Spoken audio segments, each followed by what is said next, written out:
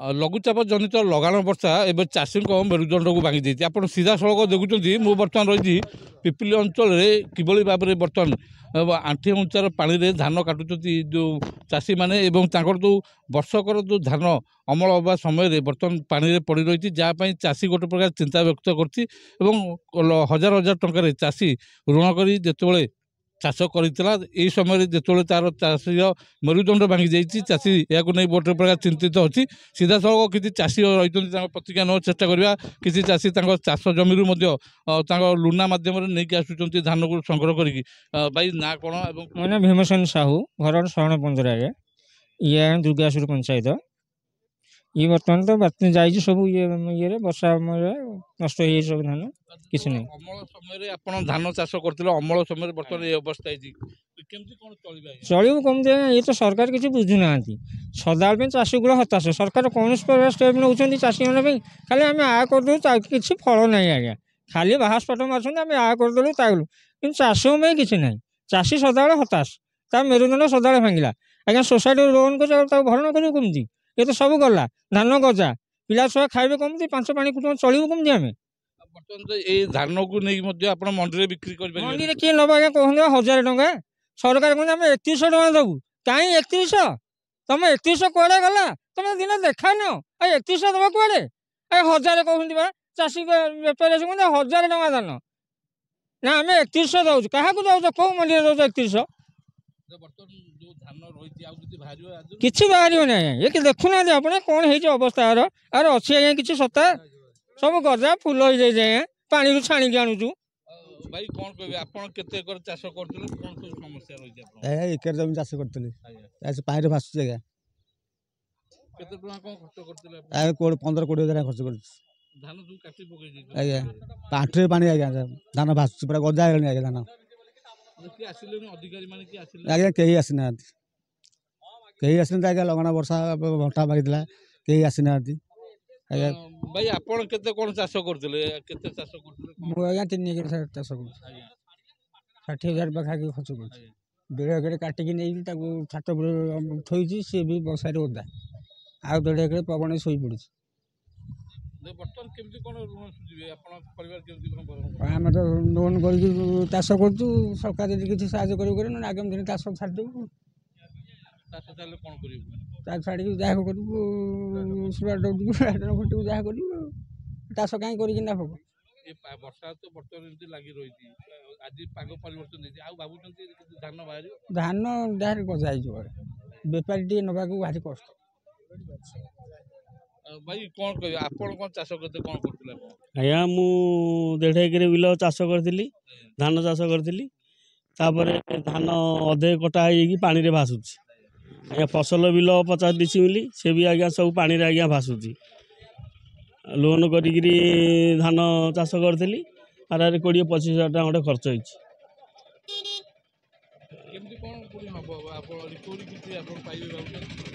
आशा होउची तो रिकवरी पाइला भाई आशा होउची आगुरु जो सरकार थे रिकवरी साहाय्य दौले एबे यदि साहाय्य करेंगे चाषी कूल किटा उपकृत हेबे कहबार कथा नाई एपर्यंत कई आसिया को नांती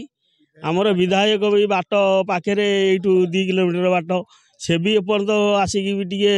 सांत्वना भी देना लोक मान कि लोक मान पाखे ठिया ना एपर्यंत चाष आप तो देखुं सब भासिकी पड़ी माने गजा है आगुरी विगत पूर्वर फुल हो जाता अधा अधी तापर तो सब गजा है आज्ञा आउ प्राय तो छाड़ी दौचु जहाँ ऊपर अच्छी ऊपर आम कि खुंटिकी आणुचु जेहेतु लोन करूँ किछिटा आम त्राही पाइपर जदि सरकार यादी किसी माने सुविधा करेंगे ताहले आम उपकृत हेबू ना चाषी कूल हताश आमे नुह ये समस्ते प्राय तो माने आत्महत्या करने बाध्य हे जो यहाँ आज्ञा आमर तो यहाँ हूँ साधारणतः दुर्गादासपुर तो पाखापाखि सब गुड़ाक आफेक्टेड होती या किसी सुविधा करे ताले ଆପଣ ଦେଖୁଥିବେ ତ ବର୍ଷା ଏଇଭଳିଆ ଚାଲି ରହିଛି ତାପରେ ଧାନ ସବୁ ନଷ୍ଟ ହେଇଯାଇଛି ଆଜ୍ଞା କ'ଣ କରିବେ ଏଇଭଳିଆ ତ ଚାଷୀ କୂଳ ଭଳିଆ ହତାଶ ପୁରା ଟୋଟାଲ ଆଉ କ'ଣ କହିବେ ଆଜ୍ଞା ଚାଷୀ ସରକାର ଯାହା କରିବେ ତ ଯାହା ମିଳିବ ଆଜ୍ଞା କ'ଣ କରିବେ ଆଜ୍ଞା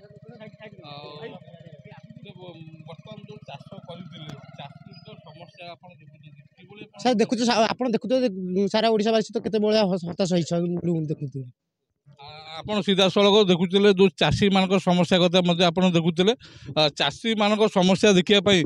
ବର୍ତ୍ତମାନ ଯେ ପୂର୍ବତନ ବିଧାୟକ ରହିଥିଲେ ଯେ ରୁଦ୍ରପ୍ରତାପ ମହାରଥୀ ସେ ମଧ୍ୟ ଆସି ଏଠି ପହଞ୍ଚୁଛନ୍ତି। ଯେଉଁ ଚାଷୀମାନଙ୍କର ଯେଉଁ ସମସ୍ୟା ସେ ନେଇକି ମଧ୍ୟ ଚାଷୀଙ୍କ ସହିତ ଆଲୋଚନା କରୁଛନ୍ତି। ଚାଷୀମାନଙ୍କର ଯେଉଁଭଳି ଭାବରେ ସମସ୍ୟା ରହିଛି, ଚାଷୀମାନଙ୍କର ଯେଉଁ ଧାନ ସମସ୍ୟା ଯେଉଁଭଳି ଭାବରେ ରହିଛି, ଧାନ କିଭଳି ଅବସ୍ଥାରେ ରହିଛି ତାହା ମଧ୍ୟ ନିଜେ ଦେଖୁଛନ୍ତି। ବର୍ତ୍ତମାନ ଗୋଟେ ପ୍ରକାର ଚାଷୀଙ୍କୁ ମଧ୍ୟ ଗୋଟେ ପ୍ରକାର ଆଶ୍ୱାସନା ଦେଉଛନ୍ତି।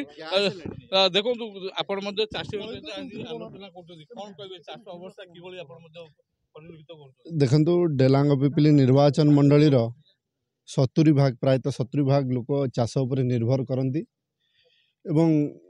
ଯାହା ବର୍ଷ ବର୍ଷ ଧରି ହେଇନଥିଲା ଇତିହାସରେ ତାହା ଘଟିଛି। ଚାଷୀ ଭାଇମାନଙ୍କ ପାଖରେ ସୂଚନା ବି ନାହିଁ ଏମିତି ଅଦିନିଆ ବର୍ଷା ହେବ, ସରକାରଙ୍କ ତରଫରୁ ହେଉ କି ପାଣିପାଗ ବିଭାଗ ତରଫରୁ ହେଉ କିଛି ସୂଚନା ଆସିଲା ନାହିଁ। ଖରା ବର୍ଷାରେ ଯେଉଁ ପରିଶ୍ରମ କରି ଧାନ କାଟିଥିଲେ ସେ ଧାନ ଘରକୁ ନେଇପାରିବେନି ଏବଂ ଚାଷୀ ଭାଇ ଜଣ ଏଇଠି ଅଛନ୍ତି ଦେଖୁଛନ୍ତି ନେଇକି ଯାଉଛନ୍ତି, ଇଏ ସ୍ମେଲ୍ ହେଲାଣି। ଭାଇ ଇଏ ଆଉ କ'ଣ ହେବ? ଦେଖନ୍ତୁ ଏଇଟା ରାଜନୀତିର ସମୟ ନୁହେଁ, ମୁଁ ରାଜନୀତି ଆଡ଼କୁ ଯିବିନି। ମୁଁ ହାତ ଯୋଡ଼ିକି ନିବେଦନ କରିବି ବର୍ତ୍ତମାନ ମୋହନ ମାଝୀ ସରକାରଙ୍କୁ, ମାନ୍ୟବର ମୁଖ୍ୟମନ୍ତ୍ରୀ ମୋହନ ମାଝୀଙ୍କୁ ଆର ତୁରନ୍ତ କିଛି ସମାଧାନ କରିବା ପାଇଁ ପଦକ୍ଷେପ ନିଅନ୍ତୁ। ଚାଷୀ ବନ୍ଧୁମାନେ ଭାଙ୍ଗି ପଡ଼ିଲେଣି ବର୍ତ୍ତମାନ ଏବଂ ଦୁଃଖର ବିଷୟ ଅଫିସରମାନଙ୍କର ଦେଖା ନାହିଁ। ସବୁଠୁ ଗୁରୁତ୍ୱପୂର୍ଣ୍ଣ କଥା ହେଉଛି ଯେତେବେଳେ ଚାଷୀମାନେ ମଣ୍ଡିକି ଧାନ ନେବେ, ଏଫିକ୍ୟୁ ଆଳରେ ବର୍ତ୍ତମାନ ଏ ମଧ୍ୟ ମଣ୍ଡିରେ ସେମାନେ ବିକି ପାରିବେନି, ଯାହାଦ୍ୱାରା ଦଲାଲମାନଙ୍କୁ ବିକିବା ବାଧ୍ୟ ହେବେ। ଏଥିପାଇଁ ସରକାର କ'ଣ କରିବା ଦରକାର? ଦେଖନ୍ତୁ ବର୍ତ୍ତମାନ ଯେଉଁ ସ୍ଥିତି ରହିଛି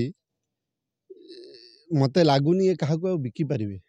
ତ ମୋର ନିବେଦନ ରହିବ ସରକାରଙ୍କୁ ଏଇ ଚାଷୀ ବନ୍ଧୁମାନଙ୍କ ପାଇଁ, ବିଶେଷ କରି ଆମ ଡେଲାଙ୍ଗ ପିପିଲି ନିର୍ବାଚନ ମଣ୍ଡଳୀ ପାଇଁ ଏବଂ ସାରା ଓଡ଼ିଶା ପାଇଁ ତୁରନ୍ତ କିଛି ପଦକ୍ଷେପ ନିଅନ୍ତୁ। ସେମାନେ ଭାଙ୍ଗି ନ ପଡ଼ନ୍ତୁ ଏବଂ ଭାଙ୍ଗିକି କିଛି ଖରାପ ଷ୍ଟେପ୍ ନ ନିଅନ୍ତୁ।